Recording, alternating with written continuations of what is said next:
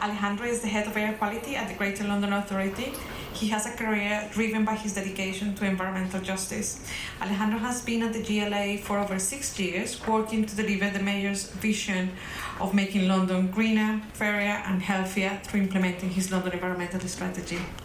Alejandro, please join us.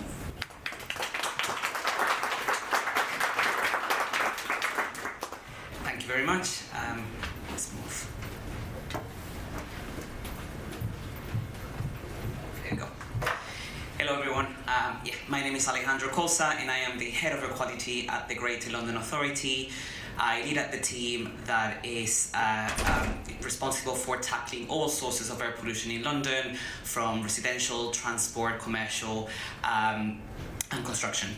But also, very importantly, to reduce the health inequalities associated with air pollution. So it's not just about tackling sources, but also reducing that exposure. I'm very excited to be here today and to be invited and to hear all these amazing presentations. I think, as it was said, I actually, my background is on environmental justice, and it is empowering communities what got me into this field.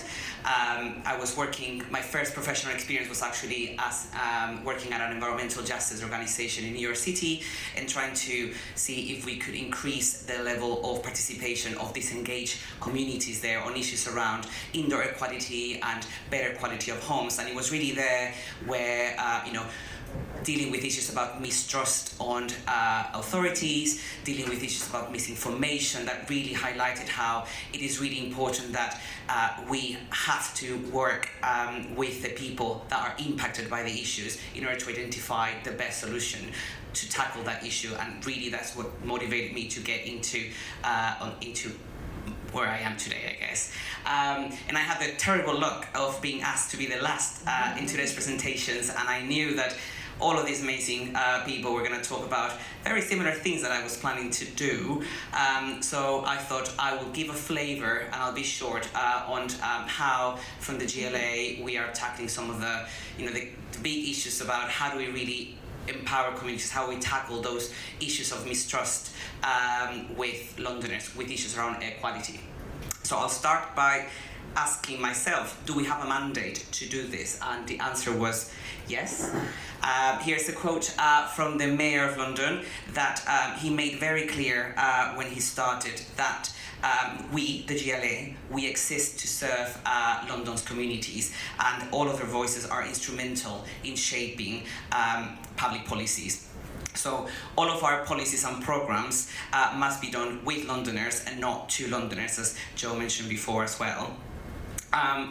But it's very easy to have a mandate, to have the words about do this. How do we actually do it?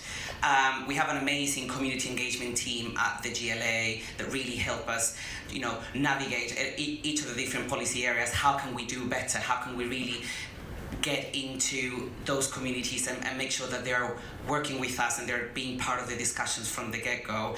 And they develop loads of tools for us, handbooks, stakeholder mappings, etc. But one of the things that they also show us all the time, and I think Joe had this as well before, is this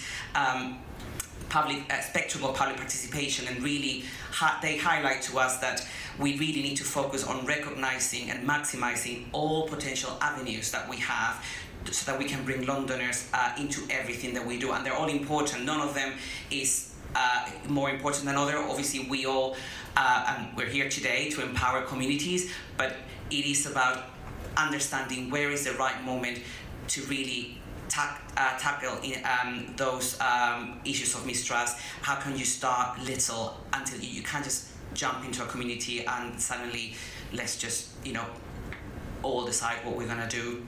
So I won't go into detail about each of them, but what I thought is that I will bring a little bit of a flavor on what the air quality team has been doing the last few years that touches on all of these different avenues. And then we can talk about some of the reflections of those that I've had. So in terms of informing, which is communicating from our organization to your audience what you want, the public to know. Little to say that the last year or so at the GLA have been very busy trying to implement and deliver the ULEZ, and has been a lot of times felt, and for a lot of you as well, an uphill battle where we had to really ensure that we were making the case for action, and we had to do that in a way, we had to put everything that we had out there to make that case, and that went from commissioning lots of research. A lot of that our colleagues from the ERG helped a lot. For example, there was that research on pollution across the life course that was really important to highlight how pollution is not just about asthma, how it's not just about children in schools, it's about affecting all of us and across all of our life course. So from commissioning research, which, as some people said before, sometimes is very hard for communities to digest, to a lot of different ways of engaging. We have done short videos with doctors, with mothers, with local Londoners, so people could really see the impact that air pollution has in their lives. We've done air quality checkers, so that people could actually check that air quality issues was an issue in their community. It wasn't just like a random thing that only happens if you are in Oxford Street. We have also done stakeholder handbooks to make sure that it was just not things coming from us, but actually that we were equipping community leaders, community organizations to have all the tools that they needed in different formats, with posters, with speaking notes, with videos, whatever they needed, so they could also have those conversations at the community level. So that's some of the examples of informing. In terms of consulting, and this is something that we did as part of the recovery from the pandemic, we used our online community, Talk London, to set up discussions where we could get the views from Londoners of what they thought, some of the ideas of how they wanted London to be, from the pandemic, going from having a greener future and not just going back to the usual ways of being before the pandemic. So this is a way, consulting, where we're inviting the public for comment, and we don't really provide much. We just give people some kind of key questions, and it's really about them telling us what they think and then how we digest that into the designing of our programs. Involving, this is where you design processes that you provide that active participation with the communities.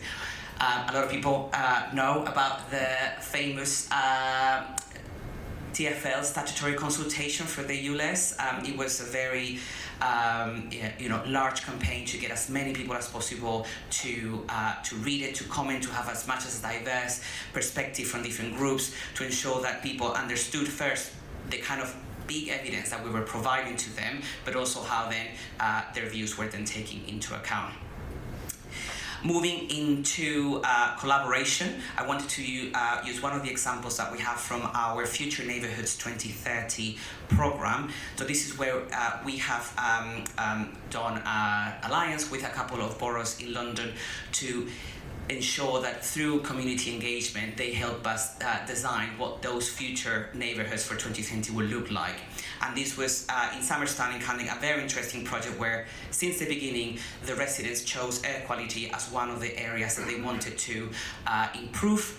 And following from that first phase, there was then a pilot where it was called an indoor air quality loan system, where 80 indoor air quality monitors could be borrowed by residents and be used for a number of weeks. And the program was very successful. I think around 80% of those that used it said that they noticed considerable changes when they were doing different things in the house, whether it was cooking, whether it was cleaning, and 2/3 of them reported that they changed some of their behaviors now that they know how indoor air quality affects their day-to-day lives. And the project has been so successful that pilot that Camden is now looking at a rollout across the borough, and as the GLA have put together with different boroughs in London a DEFRA bid to get this project to a pan-London pilot. So we hope to hear from that in March. So hopefully that, and if you can see, it's how from the beginning to the end, like by bringing the people from that start, really made an impact on the types of results that we could get. And finally, and I won't repeat it, but I could not mention Breathe London and the amazing work that this has done and continues to do, particularly the Breathe London community program, where we are helping fund 60 community groups so that they can get real-time data from locations of their choosing, and that is really helping them to utilize the data for call to action, to raise awareness, and really to measure those interventions. So this is a flavor of all the spectrum of engagement, some of the things that we have done from the air quality team. But I think one of the things about reflecting is also to think about the future. And obviously, we all know what I am excited for next year, because we have a lot of things happening. We have a new mayoral election. We're going to have a new mayoral team. There are going to be manifestos. There's going to be things to embed. We also at the GLA are now thinking how can we develop a roadmap on meeting World Health Organization recommended guidance. By when, what are the kind of interventions? So there's going to be a lot of work next year to really shape what the future of London's air quality will be, and we really need to reflect on some of the learnings from the previous projects that I've mentioned. And some of the ones that are here, and I'm going to repeat a lot of all you said, but it is true. The first one is that engagement, it's more than a process. It's really investing in authentic connection. And Agnes, you said that. I think this takes time and investment, but if you just parachute yourself into a community and then leave, that's not going to get you where you need to get. You need to really ensure that you're taking people, you're taking the time. And when I've spoken to officers in other boroughs or in my teams, they really say that air quality is one of those issues where at the beginning people feel quite like, oh, it's sciencey, I don't really know what I really think. But when you really spend time and you take them through the process and then you make them relevant to their lives, they really come up with the most amazing solutions, and they really make that they take it, they become ambassadors of the work that you do as well. So it's very important that we do that. Then I think we said as well, we need to engage on all aspects of our policy and progress. It's not about you do a program and at the end you're like, oh, I have a little bit of extra money, let me see what people think about this. It's about doing it from the start, and that Camden example I think is a very good example of how it's been done very well. Ollie mentioned data and evidence. This is so important. I think our resources are limited as well, so we need to make sure that they're focused, and that also the solutions that we provide to people are as localized and as relevant to where they live as possible. Most Londoners think that air pollution is an issue in London, but when you ask them whether they think it's an issue in the area where they live, those numbers go down. So that localized data that makes sure that people understand that where they go, play, pray, eat, study, that there is poor air quality is very important for people to realize that action is needed. I think, Agnes, you mentioned as well, communities are very under-resourced. We need to remunerate them properly for the work that they do, for the lived experiences that they shared. And the GLA has very recently developed a community payment guidance to ensure that all of the work that we do with communities is properly remunerated. We've already used it. I think there was an event that we did early this year where anybody attending, whether it was a panelist, whether it was a young Londoner doing some spoken words, whether there was an artist, that everybody was remunerated for the time being there with us. So it's important that we do that. And then the last one is that we can't and really shouldn't do this alone. There is amazing work that we've seen today done by all of you and more. And we need to be better. Sometimes in the policy area we think that we are an island and that we just do it and that people would be fine with it. But actually, if we're more honest and create those honest dialogues and create those coalitions to really ensure that as we develop more programs and policies that we're doing it with all these communities, we'll get to better outcomes. And I'll finish with a positive call to action. I actually invited some of my colleagues from the community engagement team to come here, but nobody could come, and that's because coincidentally all of them are launching a new program today called the London Engagement Collaborative. Some of you might have heard this term before. There was a pilot done last year, which is about bringing a cross-sector of people that really care about how to engage communities on the issues that matter to Londoners. So they ran a pilot was very successful, and today they are publishing a report with those recommendations, and they're relaunching the program. And this program will be looking at creating thematic monthly sessions where they will bring people that from all aspects of whether researchers, community organizations, policymakers, etc., to really think how can we improve community engagement in those themes.